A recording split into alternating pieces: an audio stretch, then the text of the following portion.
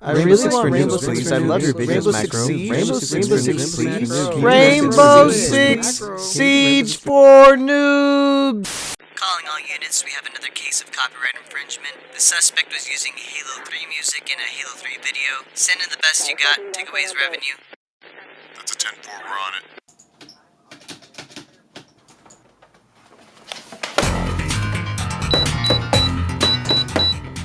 Bomb is armed.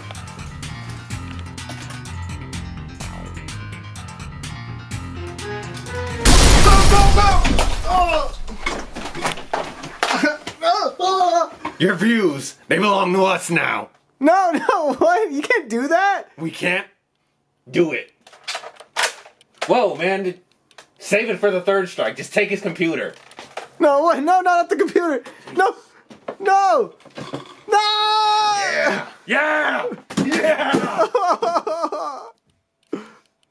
Don't make us come back. Let's roll.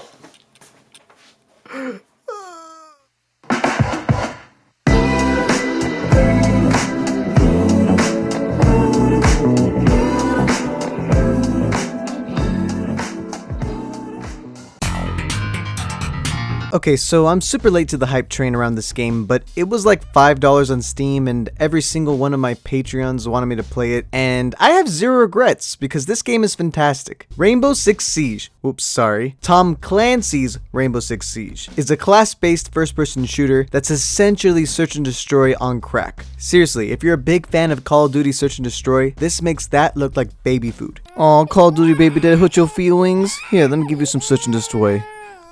All better, right? You're put in two teams of 5, either attackers or defenders, and your goals are either defusing a bomb, rescuing a hostage, or taking control of a capture point. But what sets this apart from your typical Tom Clancy's and Call of Duty type games is a couple things. 1, it's class-based, meaning that each character has a unique set of abilities and weapons to cater to your individual playstyle. 2, you can blow up almost everything, and I mean everything.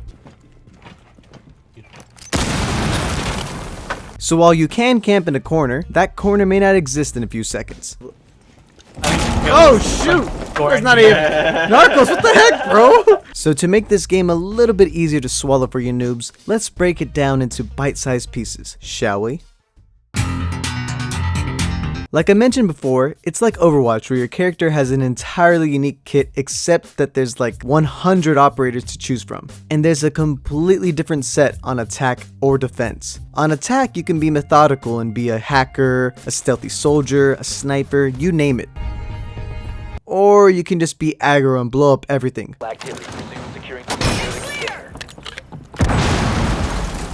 Or you can even blow up your teammates.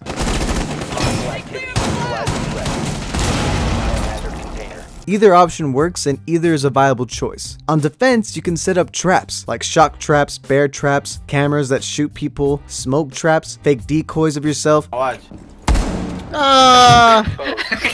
I just shoot the thing, a decoy? Look, I could be here all day. Just pick a character that you like and have fun. My personal favorite on offense is Dokkaebi. She hacks dead people's phones so that your team can use their cameras. Hacking the phone? You guys can use their cameras now if you want to. Man, thank you, Macro. Bro, I know, I'm such a team player. And she calls enemies so you can hear their vibration in the background. Sorry, man, I was coughing up the cheats. On defense, my favorite is Frost because you put down bear traps. Is it still? No, I'm putting this trap here. Or what I like to call them, stair traps. That's just CS. Never mind. I'm putting this down on the staircase because in case they go up the stairs, they're going to be like, what? Who puts bear traps on stairs, you know? I'll be like, me. I put bear traps on the stairs. They're not actually bear traps, they're stair traps. That was really bad. Please don't quote me on that. 1 minute later. I can aim! Oh no, this guy, I missed every shot! He didn't even see me, he was so bad, but I was even worse. The bear trap! The bear trap! Let's go! Oh, and it was the stair one. There's a stair trap! It was the stair trap! Woo! The stair trap works! Let's go, dude. Bro, it's not a bear trap, it's a stair trap. I'm just saying. My God. Can we patent that? I wanna freaking make a shirt. But as a noob, you're going to want to get used to a couple characters because people can take your pick. So try out as many as possible. You don't start with every operator. Over time, you can unlock them all or you can pay money for all of them, but you'll get a lot to start with, so it's not the end of the world. Once you've finally picked your operator, choose from one of the weapon choices given. Never ever use the red laser sight thing, and then we begin. As an attacker, you have a minute to use a remote-controlled drone to go into the building and locate the objectives, the bomb, the area to control, or the hostage. You can jump pretty high with the drone, and there will be areas made for you to sneak by. However, enemies can hear you, and they will try to destroy your drone. 5 seconds. Okay, that's way more than 9.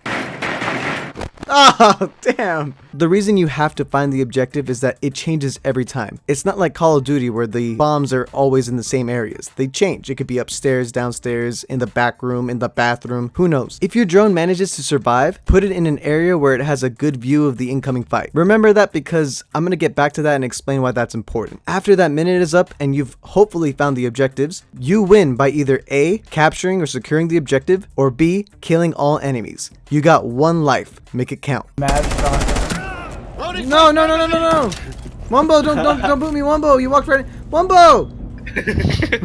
Wumbo, I'm so sorry, Wumbo! Oh yeah, there's friendly fire. There will be boarded up doors and windows. Just smack them 3 times and they'll break apart. You can't jump in this game, but if you need to, you can rappel to the roofs and climb over obstacles. This isn't Call of Duty. You will die instantly in this game, so don't go running in guns a-blazing like Leroy Jenkins. You will need to be cautious, or just play Blitz.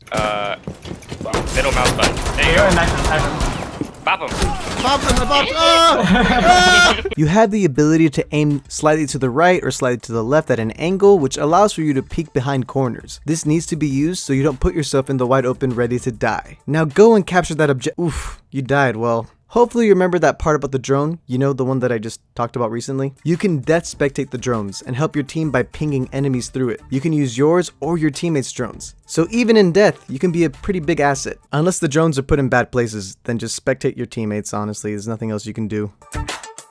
On defense, you have a minute before the attackers come in. You can set up your traps, board up walls and windows where you feel it's necessary. Just don't board up everything. Your team needs to be able to move, you noob. I like that, bro. I like that. Make it so where we can't roam. I like it. You have unlimited boards to board up walls and such, but you can reinforce up to 2 walls as well. These will become very difficult for enemies to get through, as only specific operators can blow these walls up. If you spot an attacking drone, destroy it, and don't destroy your teammates' equipment, you noob. But after you felt comfortable enough, find a good place to hide and kill the incoming attackers. You can leave the building and even spawn kill enemies, but if you exit, the enemies will be notified of your location. But sometimes, you just gotta do it to them. You got him? No! You did! You went outside? The game is intense and very quick paced. There is so much variety in this game with the crazy amount of operators and the maps always changing their objective location each round. They did a good job over time creating uniquely designed operators because at first they all look too similar, but the later operators have great designs. Plus these mini movies that you get after unlocking a new operator, fantastic. The gunplay is smooth and the mechanics of blowing up walls or shooting through walls has never felt better. Getting kills in this game feels way more satisfying than getting kills in other games because, you know, you got one life. I want all the operators and with enough time I'll get there, but damn, it takes a bit to level up. Also, the cosmetics are good for some characters and meh for others. This is not really a con, but this game has a steep learning curve. If you don't have a ton of first-person shooter experience, it will take a while before you truly get the hang of this game. 2015, this game comes out. Boom, it flopped. Ubisoft didn't give up though. Constant updates, new operators, new maps. Some broken, boom, nerfed them. There's some bugs, boom, fixed. This is what a solid company should do. By the time 2019 hit, there are 45 million people that have bought this game. So I'm not late. I feel like we just begun. So if I'm gonna rate this game, which I'm gonna do right now, I would give it a 9.5 out of 10. But what do you think? Am I overrating it? Also, just let me know in the comments what your favorite operator is. Also, if you want to support me because you're tired of seeing me get demonetized constantly by YouTube, go ahead and support me on Patreon, or follow me on Twitch and give me a Twitch Prime sub, or even better, buy some of that dank for noobs merch. Links are all down below, but with that, I'll catch you later, ya noob.